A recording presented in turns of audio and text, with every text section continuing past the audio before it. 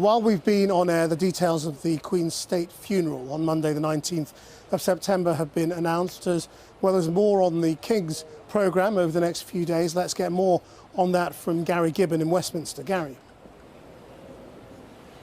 That's right. We heard earlier, we saw King Charles actually saying that the day of the Queen's funeral would be a bank holiday. We now know for certain the date, and it is the 19th of September, Monday week. There had been a lot of speculation around that date, but it is now confirmed. And we've also learned some details about what the King himself is going to be doing in the intervening period. On Monday, he's going to be coming to Parliament to receive condolences on the death of the Queen. He then goes to Scotland, and after that he'll be going to Northern Ireland after a trip back to Westminster, where the Queen's body will be lying in state for 4 days from Wednesday of next week. He will come back here to pay his respects here, and then on Friday he'll go off to Wales, so visiting the different points of his new kingdom. And the lying in state here is going to be an enormous operation, the government thinks. They think thousands of people are going to be coming past to see the Queen's coffin, and preparations are already going on around me for those queues. Well, Gary, let me just interrupt you for a moment, because the Prince and Princess of Wales have come out at Windsor to have a look at some of the floral tributes that have been laid by members of the public who have been visiting today and yesterday. It comes very shortly after the Prince of Wales issued a statement about his grandmother, in which he said that the world had lost an extraordinary leader. So much will be said in the days ahead about the meaning of her historic reign. I, however, he said, have lost a grandmother, and where I will grieve her loss, I also feel incredibly grateful. And there he is with the Princess of Wales now, reading the messages left by people at the gates to Windsor. The Prince in his statement went on to say, "My wife has had 20 years of her guidance and support. My 3 children have got to spend holidays with her and create memories that will last their whole lives." And indeed, there is the 2 princes and their wives before the flowers, a remarkable image. And let me bring in our correspondent Fatima Manji, who is there. Fatima. Yes, Krish, this is an extraordinary moment of unity. We see the 4 of them together. We were expecting the Prince and Princess of Wales, William and Kate, to come out from those gates at Windsor to come and look at the flowers. We were not expecting Harry and Meghan to be with them. And this really is a moment, because it's an olive branch. We know there has been a rift in the royal family. We all saw the Oprah interview. We know what happened between Meghan and Harry and the royal family. Yesterday, the King spoke of his love for Harry and Meghan, as well as his support that he would receive from the Prince and Princess of Wales. Well, today, you can see that olive branch in action. The 4 of them have come out together.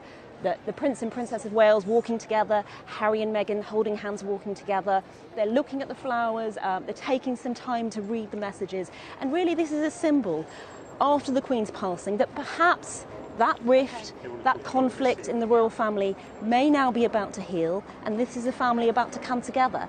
And in a way, this is a successful moment for King Charles, because one of his biggest challenges within his family and for the institution of the monarchy was going to be about the Harry and Meghan issue and what happens. So really here, the fact that the 4 of them have come out together in this very visible symbol of unity is quite telling.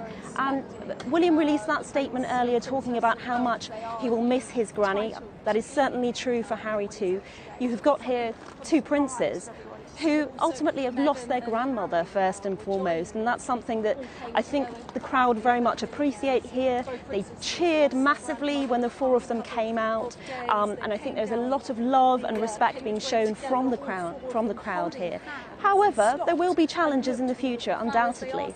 The fact that Prince William has been made the Prince of Wales straight away by his father, the king, is unusual. It was back in 1969 that the Queen conducted an investiture of the Prince of Wales in a grand ceremony, and that wasn't without controversy. Some Welsh nationalists do object to that. They believe that the Prince of Wales should be someone who is Welsh and not someone who comes from the English king. There are going to be moments of controversy in the future, but for now we have this extraordinary moment of healing, of coming together, and a symbol of unity. Krish. Yes, Fatima, stay with us, because these images of these four individuals are truly remarkable after such a difficult period for the relationship between these two couples. And as you say, it is something that really springs from Prince Charles's address to the nation, where he spoke of his love for Harry and Meghan as they build a life overseas. And here we see them all just reading the tributes given by the members of the public. And I wonder whether they're going to go over and greet members of the public now and talk to I think that is definitely going to happen. They're breaking out in applause at the moment. The public are really enjoying this moment. They're breaking out in applause, actually, very much hoping that they will come over and talk to them. And I think that is something that is happening at the moment. We're going to try and show you the picture of that. You will appreciate that I am trapped in this press pen and I can't move about, but that is something that's happening. They're going to go over and talk to them. So at the moment, the four of them, Harry, Meghan, the Prince and Princess of Wales, William and Kate, have gone across to talk to members of the public. They're just greeting them. You can see that the crowds are absolutely loving this moment. They were applauding a moment ago. There are lots and lots of people craning their necks to see what's going on and to catch a glimpse of them and to be a part of a moment of history, because a lot of people, as much as they're coming to pay their respects, they are also showing that they really want to be present in these moments of history. And this too will be seen as a really symbolic historical moment when a family that was experiencing a rift has come together to protect that institution of the monarchy and to show support for King Charles III. And we can see that members of the crowd have got their phones out. I don't know how many of those are actually going to be able to get very good pictures because they're sort of clambering over each other, but there is a real clamour to see these four individuals, who are of course very popular members of the royal family. We know that there is a lot of interest in the younger members of the royal family. They are now going to have to step up. William, of course, is now first in line to the throne. He is the Prince of Wales. His father, as Prince of Wales, showed a lot of interests. He developed and cultivated many, many charities. We heard earlier about the Princess Trust. It will be interesting to see what William now does with his new role. And we can see there that many members of the crowd are continuing to carry on, trying to catch a glimpse of them. Yes, as you say, Fatima, as we see the Prince and Princess there with members of the public who've come to see them, and presumably Harry and Meghan doing the same somewhere else nearby, it remains to be seen exactly how the Prince will define his new role.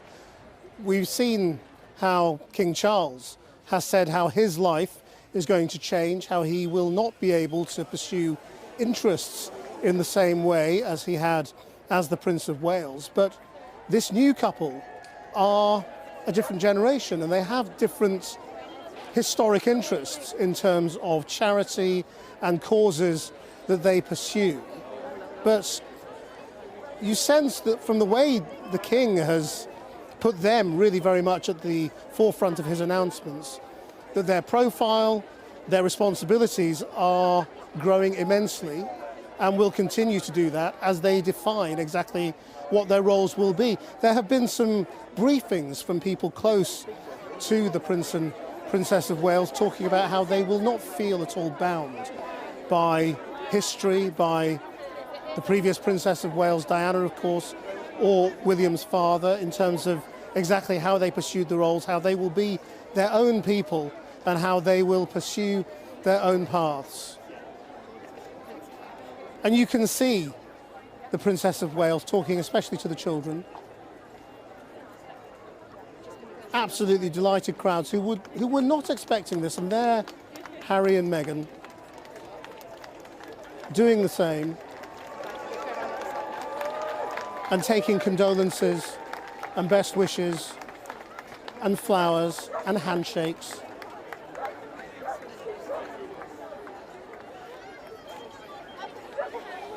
And these are very much the images that huge numbers of people in the general public have been wanting to see, and very much a symbol of the modernisation of the royal family. If you think back to what we've seen in the past and the quiet we've seen in the past, this is quite a change, quite a leap of how this new royal family will be conducting itself. And so another remarkable day draws to an end with very, very memorable pictures. We will have more tomorrow. Until then, that's Channel 4 News. Good evening.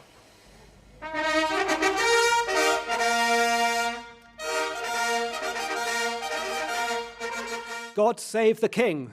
God save the King.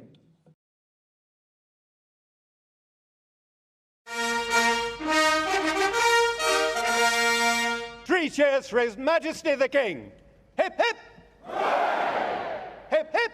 Hooray! Hip, hip. Hooray!